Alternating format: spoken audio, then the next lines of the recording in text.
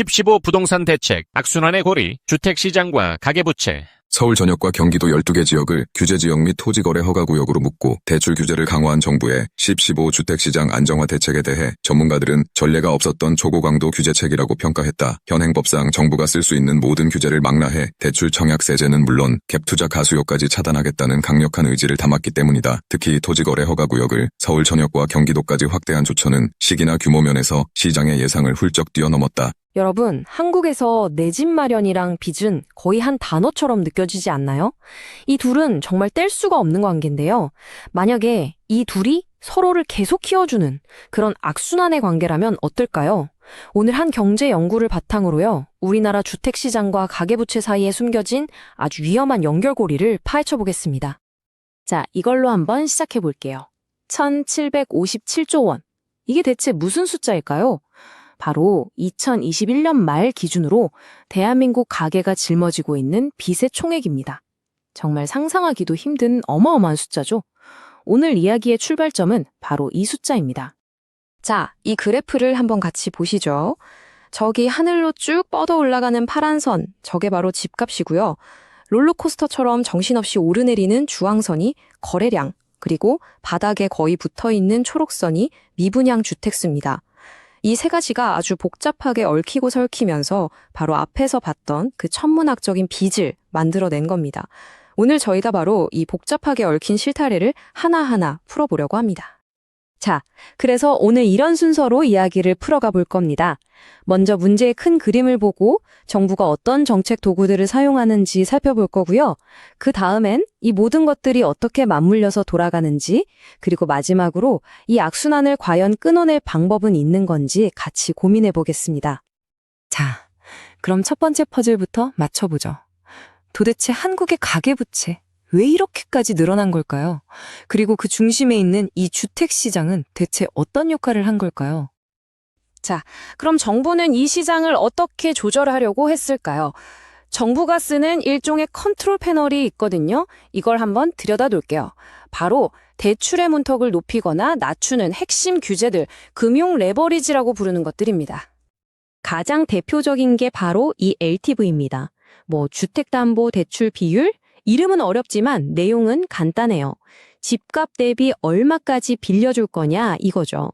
LTV가 60%다. 그럼 10억짜리 집을 살 때 은행에서는 최대 6억까지만 빌려준다는 뜻입니다. 아주 직접적인 방법이죠. 다음은 DTI인데요. 이건 이제 관점이 집이 아니라 사람으로 옮겨와요. 그래서 당신 소득이 얼만데 이 대출 이자 감당할 수 있겠어? 이걸 따지는 거죠. 말 그대로 소득에 대한 재정 건강검진인 셈입니다. 그리고 끝판왕이 나옵니다. 바로 DSR.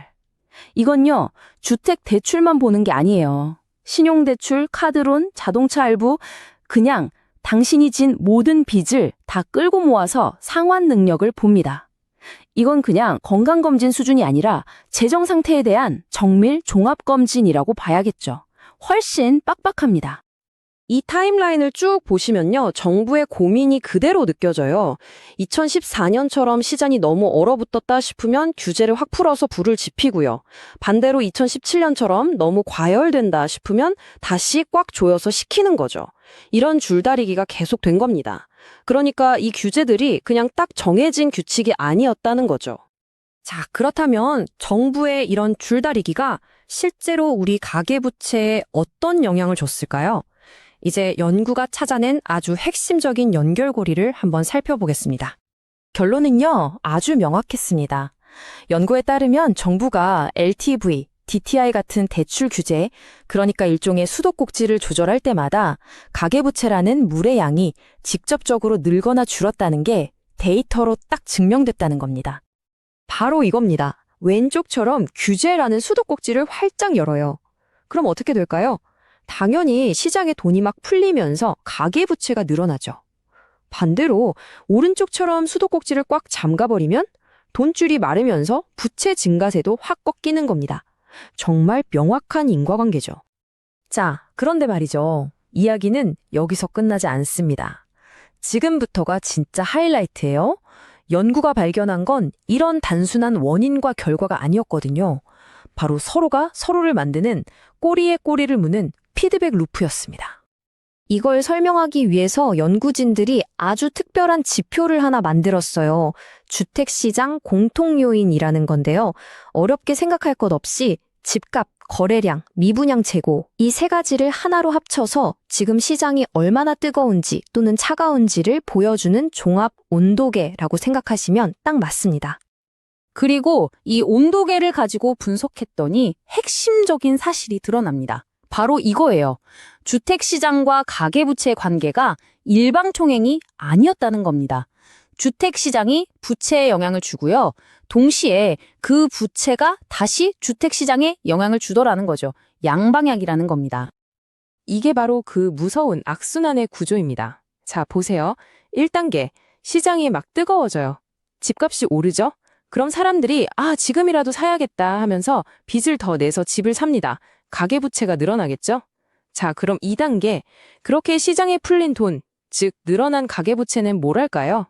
다시 집을 사려는 수요를 자극해서 주택시장을 더 뜨겁게 만듭니다. 그럼 다시 1단계로 돌아가겠죠? 이게 계속 뱅글뱅글 도는 겁니다. 서로가 서로의 불쏘시개가 되어주는 거죠.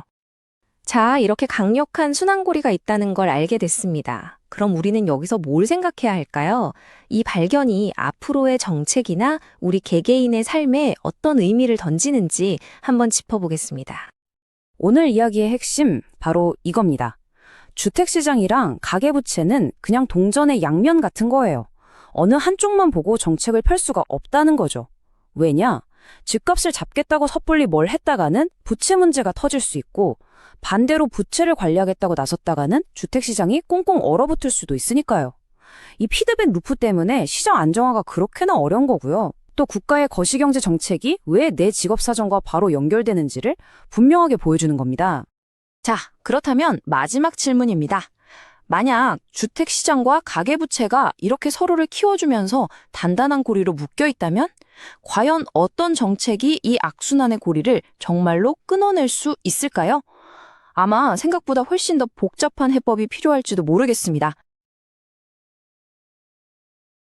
공급 대책을 보완하기 위해 3기 신도시 용적률 상향이나 비주택 용지의 주택 용지 전환 등의 방식으로 추가 공급이 필요하며 수요 억제 책은 장기적으로 효과를 내지 못한다는 경험을 강조합니다.